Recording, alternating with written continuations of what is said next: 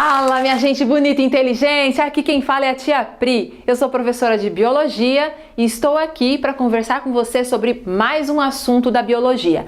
Dando continuidade à nossa sequência de aulas sobre Botânica, nesta aula nós vamos conversar sobre as características gerais das pteridófitas. Então, para você que não assistiu a aula sobre a classificação das plantas, a evolução, dá uma assistida nessa videoaula para você entender o que é importante do ponto de vista do Enem. O que nós estamos fazendo aqui agora, o que eu estou fazendo aqui para você, na aula em que eu falei sobre briófitas, nessa que eu estou falando sobre pteridófitas, das gimnospermas e das angiospermas, é abrir um pouquinho o seu leque de conhecimento para você entender a importância sobre a característica evolutiva para cada grupo vegetal.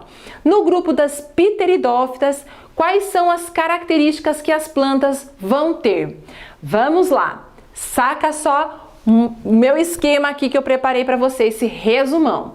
Olhando para as pteridófitas, qual foi a novidade que surgiu para o grupo das plantas? Aqui eu passo a ter plantas que têm vasos condutores, ou seja, a planta passa a ser vascular. Então, das pteridófitas em diante, as plantas são classificadas como traqueófitas, porque possuem os vasos condutores. Quais são esses vasos? O xilema e o floema.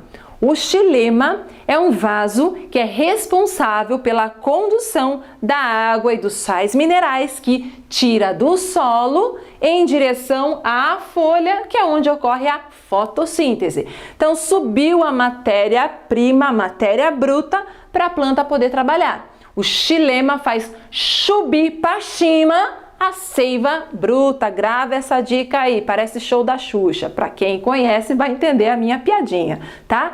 E o outro vaso é o floema. Ele faz o serviço contrário.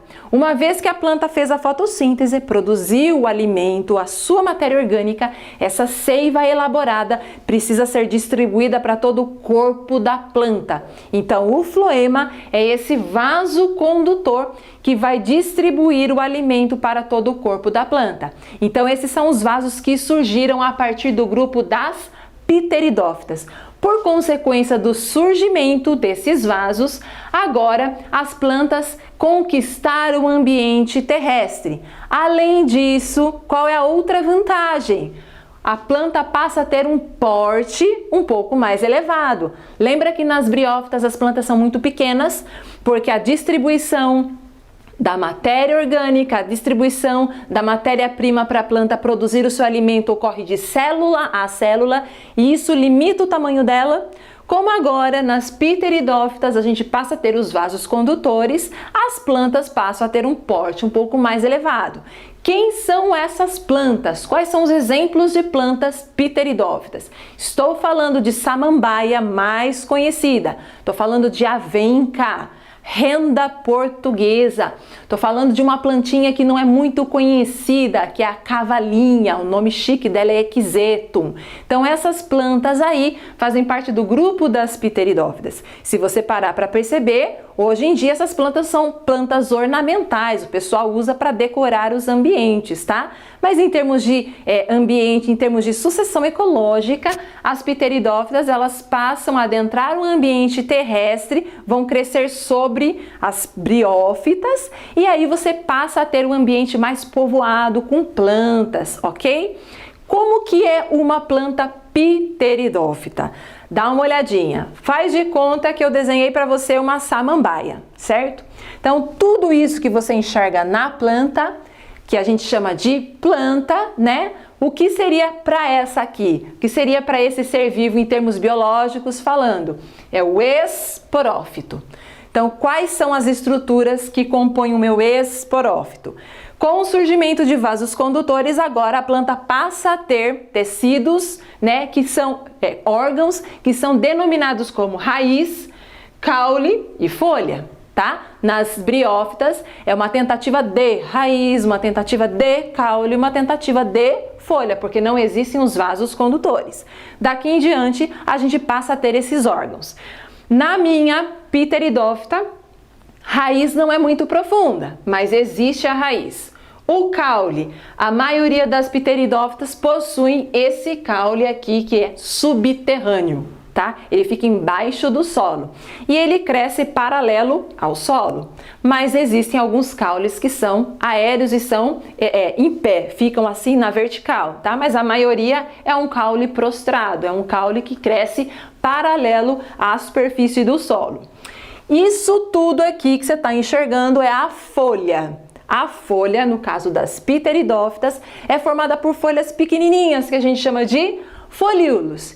E quando eu penso na reprodução das minhas pteridófitas, aonde que está a informação, onde que está o local onde se produzem as células sexuais, já que tudo isso aqui é o meu esporófito? Vai lá, que eu acho que você já deve ter percebido. Embaixo da folha, né, de cada folíolo, existem alguns pontinhos que se escurecem quando está no período de reprodução. Eu vou mostrar para você agora no próximo desenho que eu vou colocar como que é a reprodução das pteridófitas. Acompanha pelo desenho que eu vou fazer agora, tá? Agora acompanha comigo aqui esse esquema sobre o ciclo de vida de uma pteridófita. Para você que assistiu a videoaula sobre as briófitas, o que eu te falei lá? Que na briófita, a parte, né, do corpo da planta que o tempo todo você enxerga, que é verdinho, sempre tá ali, é o gametófito. Isso só para as briófitas. Das pteridófitas em diante, aquilo que você enxerga e olha e chama de planta é o esporófito. Tá aqui. Então, se é esporófito, vai produzir esporos. Onde? Pega aqui essa folhinha miudinha. Embaixo, né, como eu já te falei, existem os pontinhos que quando não está no período de reprodução, aqueles pontinhos são verdes. Mas quando está no período de reprodução, eles ficam marrons, bem escuro. Então imagine que esses pontos pretos aqui são esses pontinhos aí, cada um deles se chama soro. Dentro do soro ocorre a meiose. E a característica da meiose é reduzir à metade a quantidade de material genético da espécie. Isso vai acontecer então para formar os esporos. Logo, os esporos são células que nós chamamos de haploides, ou seja, possuem metade da informação genética. O que acontece com esse esporo? Ele cai no solo, germina. Então é uma célula que começa a dar origem a novas células todas iguais. Eu estou tendo a proliferação das células aí. Então aqui ocorre a mitose. O resultado do desenvolvimento do meu esporo é a formação do gametófito, que aqui parece um coração, tem esse formatinho de coração. Ele se chama prótalo. O prótalo é o gametófito, tá? Então o que vai acontecer? Se é gametófito, ele vai produzir gametas, tá? Então esses gametas vão ser produzidos. O anterozoide, que é o gameta masculino, e a oosfera, que é o gameta feminino. Igualzinho lá na briófita, que depende da água para fecundação acontecer, nas pteridófitas isso também acontece. Então você percebe que embora as pteridófitas tenham conquistado o ambiente terrestre, ainda precisa da água para reprodução. Portanto, o domínio completo sobre o ambiente terrestre não foi efetivo, tá? É o que acontece aqui também. Aí o que vai ocorrer? Choveu ou a própria água que está aqui nesse gametófito vai fazer com que esse gameta, esse anterozoide, chegue até a oosfera. Isso tudo aqui sobre o gametófito, tá? Então vai lá. Gameta masculino fecundou o gameta feminino, da união vai formar a primeira célula do indivíduo, que é o zigoto. Percebe que quando ocorre a fusão das células sexuais, eu volto a ter a quantidade de material genético da espécie. O indivíduo volta a ser diploide. Formou o meu zigoto. Por mitoses sucessivas, ocorre o crescimento e o desenvolvimento dessa planta. Pronto, formei o esporófito. Qual que é o interessante você perceber aqui? O esporófito é que tem a vida longa, é ele que o tempo todo está ali, que você vê, é ele que faz a fotossíntese e mantém a planta viva, funcionando, tá? E por meiose formam-se os esporos, então em planta grava isso. A meiose é espórica, tem o objetivo de formar o esporo. É o esporo que dá origem ao gametófito. Isso para todas as plantas vai acontecer. Tranquilo? Formou o gametófito, como o próprio nome diz, ele vai produzir o quê? Gametas. Uma vez esses gametas se fundindo, eu volto a restabelecer a ploidia do indivíduo, o patrimônio genético dessa espécie, e a planta se forma novamente e o ciclo continua assim. Agora, o que você vai fazer? Pegando essas informações, você vai testar seu conhecimento resolvendo os exercícios.